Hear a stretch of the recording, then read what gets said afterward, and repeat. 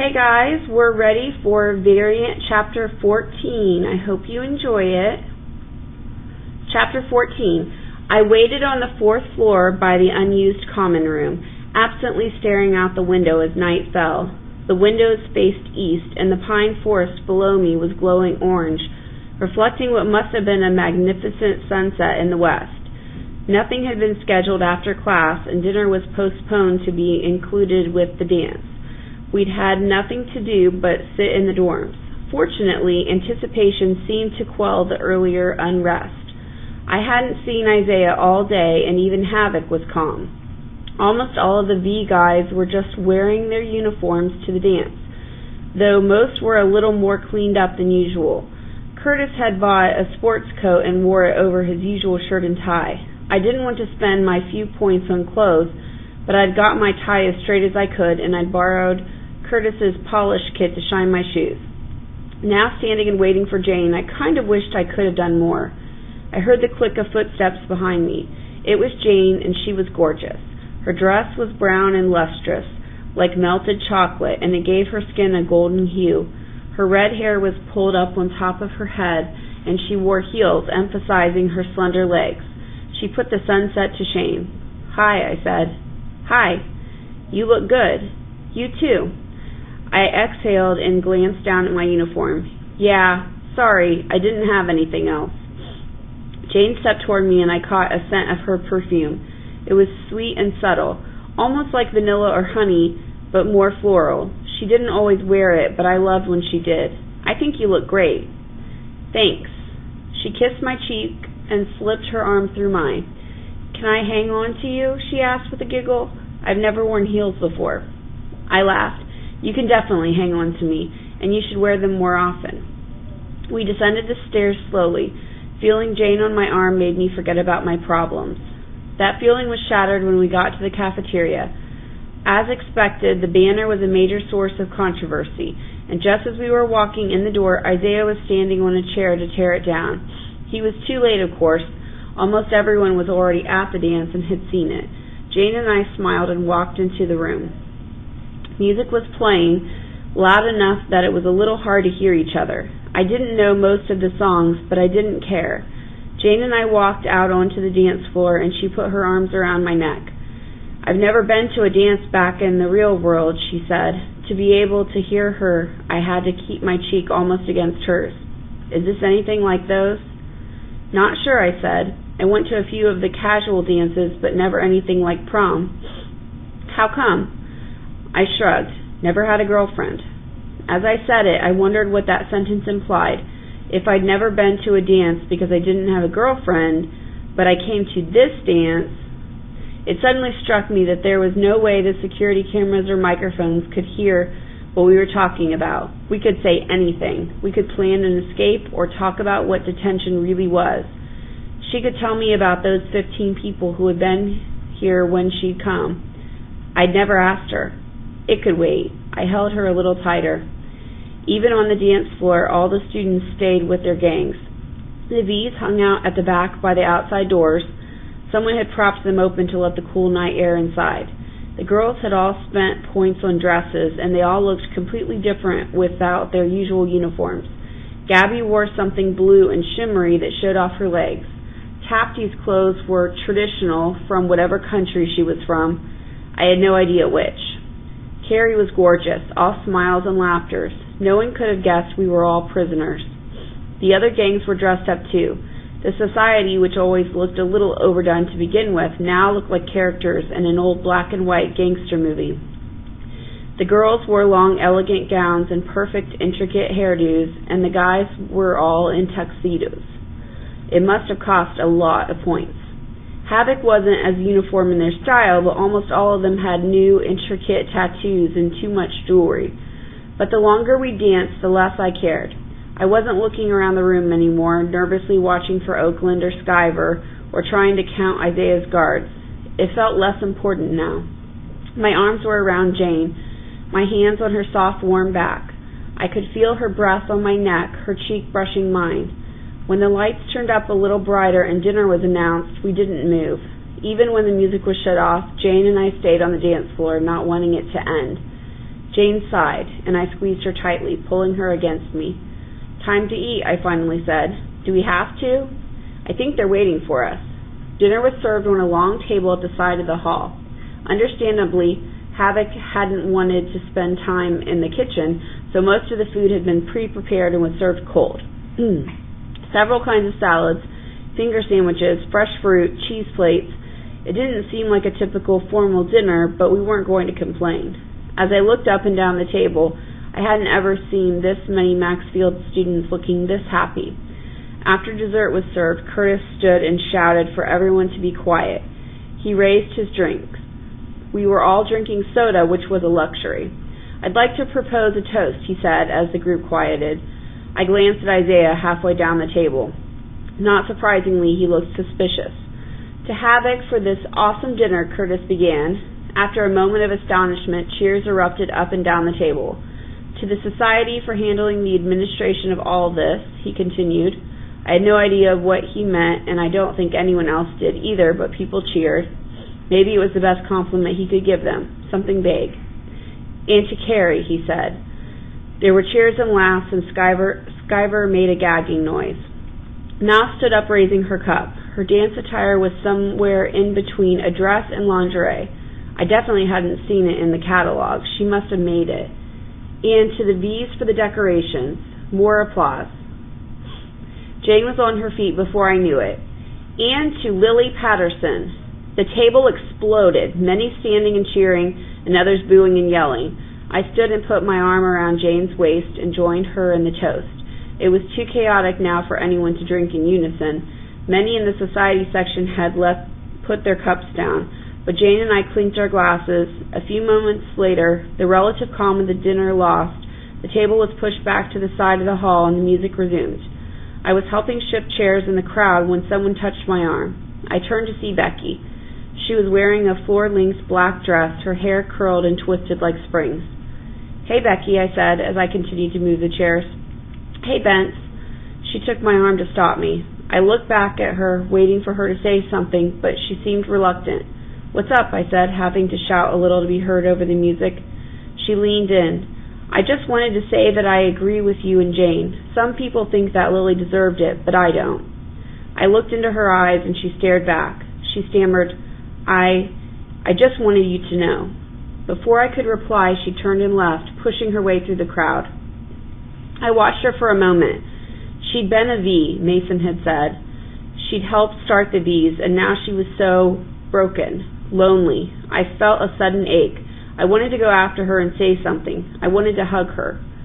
I'd find her tomorrow. It could wait until we weren't surrounded by other students. I couldn't imagine that the society liked seeing me talk to her. I finished helping with the chairs and hurried back across the dance floor to where Jane stood, laughing with two of the V girls. When she saw me, she excused herself. "Hey," she said, taking my hand. "Want to go for a walk?" She motioned toward the door. "Won't you be cold?" I asked, looking at her bare arms and neck. "You'll have to put your arm around me." How could I say no? We stepped out the patio door and were met with a cool breeze. I slipped my arm around her and pulled her tight against me. "Hang on," she said, bending down. A moment later, she stood back up, her shoes in her hand. "I hate these things." "But they look so good," I said with a laugh. "I'll give them to you, and you can look at them any time you want." The moon was out, and we could see the dim traces of the track, the forest, and the groundskeeping sheds. A few other couples were out on the lawn, strolling and talking. A deer stood out beyond the track, cautiously watching us. "What would you do if you got out?" she asked. We were walking close to the building. I hoped it would keep some of the breeze off her. I was about to answer, but she stopped me. "I know what you're going to say, and that's not the answer I want. Skip all the stuff about calling the police and freeing everyone from the school. After that." "I haven't really thought that far ahead," I said with a smile. "What about a job?" "I told you, I'm going to be a field surveyor." Jane laughed. "For real?" "I honestly don't know. I've always thought I'd like to own my own business, be my own boss, but I don't know what I'd do." We turned the corner toward the front of the school. "I think I'd like to be a doctor," Jane said. "What kind?" "No idea." We walked in silence for a little while, and she had me move my arm from her waist to her shoulders. to keep her warm. I offered my sweater, but she said she didn't want to cover her dress. I formed a question in my head and tried to think of different ways to ask it. I know you hate it when I bring this up. Let me just ask one thing and then I'll shut up. I'm only asking because I really like you. What if we ran away? But I couldn't force myself to say it. At that moment, it just didn't feel right. I didn't want to think about climbing walls and cutting razor wire and starting forest fires. Even if Jane was totally willing, it was dangerous. Lily had died. If we followed the rules, no one would die. Jane and I could walk like this all the time, every day. Of course, eventually someone would have to do something, but I could worry about that later. For now, things were good. She turned toward the building. It led me to the wall, to a small alcove between a short manicured pine and a window well. I felt my blood pressure surge as she turned to face me. She slipped her arms around my neck just as she had on the dance floor. Her green eyes were locked on mine. Thanks for asking me to the dance. Her voice was barely above a whisper, her lips curling up in a tiny uncertain smile. Thanks for saying yes. I could feel her breath on my face. I'm glad you came to Maxfield, she said. My heart was thumping in my chest. She smelled so good, like fresh roses. Me too. She leaned toward me and I wrapped my arms tighter around her back. Her lips were cool and soft and every other thought disappeared from my head. There was only Jane. I didn't let go, didn't want to ever let go. I didn't want to go back to normal life. Why couldn't this be normal life? She pulled back. She was beaming, her eyes sparkling in the starlight. We stared at each other for a moment. The scent of her perfume still hung on my lips, and I wanted to kiss her again, but I could see from her smile that she wanted to say something. What? I asked, unable to hide my own grin. She stepped up to me again, her face an inch away. I could almost feel her lips on mine, but instead of kissing me, she spoke. You don't still want to leave, do you? I smiled. Well, not tonight. Her eyes narrowed and she moved back slightly. Her arms hung around my shoulders. You're still planning on it, though. Of course, I said, confused. We'll go together, you and me. But her voice trailed off and she looked up at the stars. I can't stay here. Her hands fell to her sides. But this is good, she said. Can't you see that? We can be happy here. If we stay here, we'll die. If we stay here, then we'll have more of this, she insisted with desperate eyes. We can be together. We can be happy. I took a breath, wishing we could rewind the conversation and go back to where we were a minute before. I'm not saying that we have to escape tomorrow. She clutched my arm, her face again close to mine. Then let's just not talk about it. Let's wait. Let's just be like this, you and me. Think about it. Think about it? I said, my voice raised. No, you think about it. What do you think is going to happen a year from now or 2 years from now? This is some weird prison. It's not a resort. No one grows old here. Her eyes flashed as she stepped away from me and folded her arms. Don't tell me what this school is like. I know it better than you do. I yelled. Then what do you think is going to happen? Jane spun away from me, facing the cold, rough stone of the school's walls. I could feel adrenaline pumping in my veins, and I tried to calm down. I didn't want to act like this, not tonight, but Jane, of all people, should have realized that the school was a death trap. Every day we stayed was a day closer to detention or worse. I reached out with one hand and touched her shoulder. She shrugged me away. Don't. Jane, I could tell she was crying now. It didn't have to end like this, but maybe it was better if it did. Mason's words rang through my head. If you're going to get killed next week crossing the wall, stay away from Jane. I touched her shoulder again. I'm sorry. She didn't shake me off this time. Her hand reached up and touched mine. She was ice cold. She turned to me. Suddenly her eyes went wide, looking over my shoulder.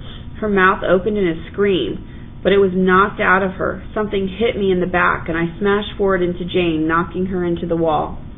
I stumbled and turned just in time to see Dylan swinging a pipe. I wanted to duck, but turned my back to the blow to shield Jane. Pain rocketed through my body, and I collapsed to the ground. I could see Jane screaming above me, and then she let out a yelp. I felt her fall next to me. My lungs weren't working. I desperately sucked at the air. You couldn't leave well enough alone, a female voice shrieked. I turned my head just enough to see it was Laura, standing behind Dylan. He was holding the pipe like a bat. I couldn't breathe. I turned to look at Jane. She was dazed but awake, lying against the wall. Her neck and chest were splattered with blood. "You, Benson," Laura spat, "think that you're the big man because you don't care about the rules. Do you think that Lily would have tried to escape if you hadn't been goading her on?" I didn't even care about arguing. I just wanted to protect Jane. I forced my aching lungs to breathe the word stop. "Stop?" Dylan mocked. "I shouldn't have stopped last time. I should have finished you off at the wall." He raised the pipe and there was nothing I could do. He swung it down like an axe, smashing my raised arm and pounding down into Jane's leg. She groaned, low and soft. I could barely move, but they were going to kill us and I couldn't let them. He took a step back, preparing the heavy pipe again. I started to stand and got up on one knee before Dylan's swing caught me in the stomach. I reached for something, my fingers dragging across Jane's bleeding leg, but I couldn't stay up. I plummeted down into the deep window well. Blackness was gathering all around me. Above me, silhouetted against the sky, I saw Dylan raise the pipe and hack it down onto Jane. I watched him do it again and again.